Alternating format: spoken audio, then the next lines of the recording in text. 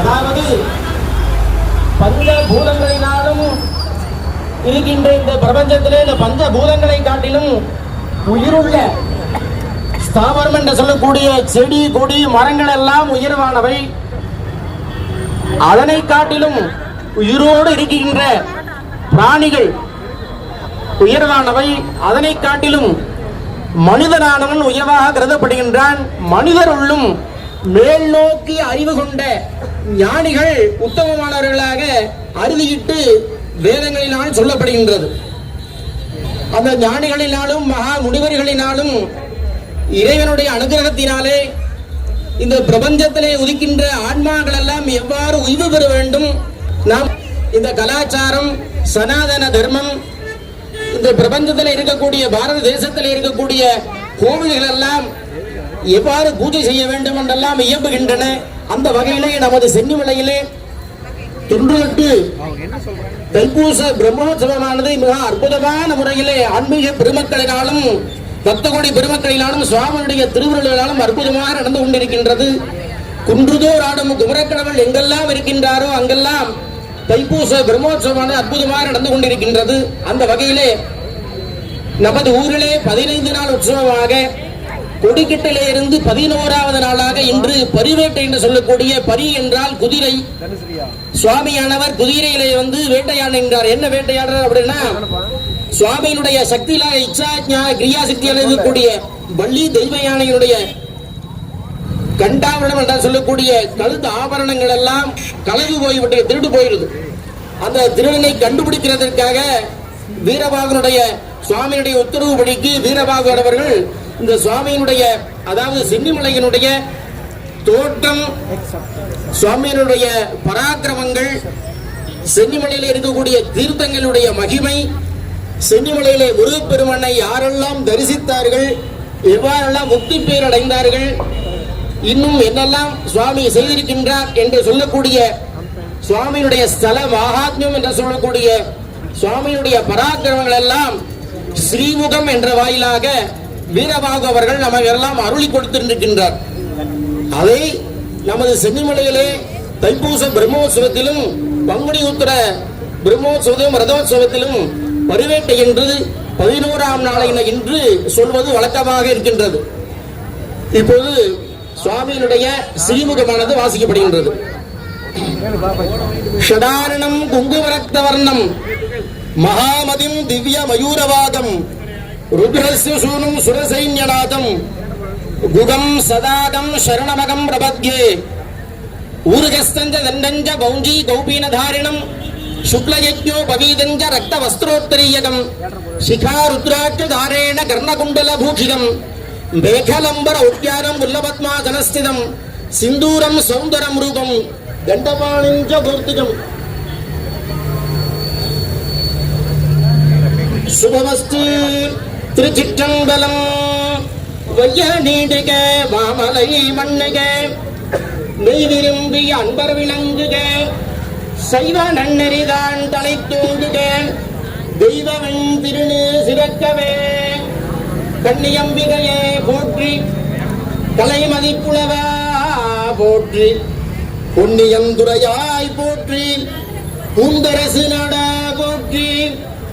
இந்நிலம் இயம்பும் வானோர் மறை சென்றேற்ற சென்னியங்கிரியில் வாழும் தேவனே போற்றி போற்றி. ஸ்வஸ்தி ஸ்ரீமன் திரிபுரதகன பரமேஸ்வரர்கள் தேவர்கள் தேவன் தெய்வலோகநாயகன் தேவதா சர்வபூமன் பக்தி பிரியன் பக்தவத்சலன் பார்வதி வல்லபன் பார்வதி பிராணநாயகன் அகிலாண்ட கோடி பிரம்மாண்ட நாயகன் ஸ்ரீமத் மகாதேவா மார்க்கண்டேஸ்வர குமாரராகிய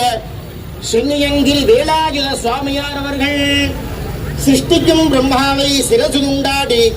குட்ட கொடுமையை நட்டபோக்கி கோல பிரம்மாவரம் கொடுத்த குமார கம்பீரர் கொக்கரையாய் விளையாடி வரும் கொட்டராவுத்தன் வக்கரபுடன் அசுரேசர் வட்டனிருபர் பக்கரை பாகுட்டருத்த பட்டினி படர் இழுத்த குக்கூட கோடிக்குமாரன் கூலி கோட்டான் புகை பிசாதுகள் நிறுத்தசூரன் மாளுவதற்கு பார நீடிய கச்சை கட்டி பாரவேல் எடுத்த பராக்கிரம சிவகதீரன் அசுர குலகாலன் அமராவதி காவலன் தோடு சிறுகாதிலன் தோகை மயில் வாகனன் ஸ்ரீ முருகன் சிவசுப்பிரமணியன் சண்ட பிரதண்டன் அண்டர்களுக்கோர் கண்டன் அகத்தியருக்கு செந்தமிழ் புலவோராகிய மலர் மகளுக்கு இன்பமும் வாழ்வும் சூரியனுக்கு பதவி தோற்றமும் வாணிக்கு வாக்குவரம் கொடுத்தவர் வானோர்க்கு இன்பம் சிறப்புடன் அளித்தவர் கொண்டு நதி பவானி நதி காஞ்சிமா நதி பொன்வாரி பூமாரி பொழிகின்ற உருவமே கைலாசமாகிய 1000 பணா முடிவுடைய ஆதிசேஷ பகவானுக்கும் வாயு பகவானுக்கும் தர்க்கம் வந்த இடத்தில் மகாவேறு முடிவேற்று ஜம்பூ தீபத்தில் குங்கு மண்டலத்தில் தட்சிண கைலாசத்தில் பூந்தரசை நாட்டில் சிரசாகிரி என்னும் சிகரகிரி என்னும் மகுடகிரி என்னும் சென்னியங்கிரி என்னும் சென்னியங்கிரி மீது தையாத எட்டி காணாச்சுனை கருணொச்சி வெண்சாரை பொய்யாகாத வான்மாங்க தீர்த்தமும் சுப்பிரமணிய தீர்த்தமும் நவகோடி சித்தாதிகள் அருள் விளையாடலும் திருவிளையாடலும் இப்படிக்கு அநேக திவ்ய காரண காட்சியாய் விளைகின்ற வீர சென்னியங்கிரி ஞான சுவாமியார் அவர்கள் அங்குரார்ப்பண ரக்ஷாபந்தன பேரி தாடன சந்தியா தேவதா வாகன கலசஸ்தாபன முதலியன கண்டாவடிகள் மேல் சொல்லிய சுவாமியார் அவர்கள் வீரவாகு தேவி அருள்பாடில் சாலி வாகன சகாப்தம் 5900 மேல் சல்லா நின்ற விஸ்வாவசுவருடன் தை மாதம் 10ஆம் தேதி சனிக்கிழமை உத்திரட்டாதி நட்சத்திரமும் சஷ்டி திதியும் கூடிய சுபயோக சுபதனத்தில் சுவாமியார் அவர்கள் ரக்ஷாபந்தன பேரிதாடன சந்தியா தேவதா வாகன கலசஸ்தாபன ஆரோகண கொடியேற்றமும் கண்டருளிய தை மாதம் 18ஆம் தேதி கிழமை சுத்த பௌர்ணமி திதியும் புஷ்ய நட்சத்திரமும் மகர லக்னமும் கூடிய சுபயோக சுபதனத்தில் சுவாமியார் அவர்கள் திவ்ய கண்டு திருத்தேரேறி திருக்கல்யாண ரதோத்சவ வைபவத்தில் அப்பாலுடைய ஒட்டியானம் முதலையன களவு போய் விட்டபடியால் கல்வனை கண்டுபிடிக்க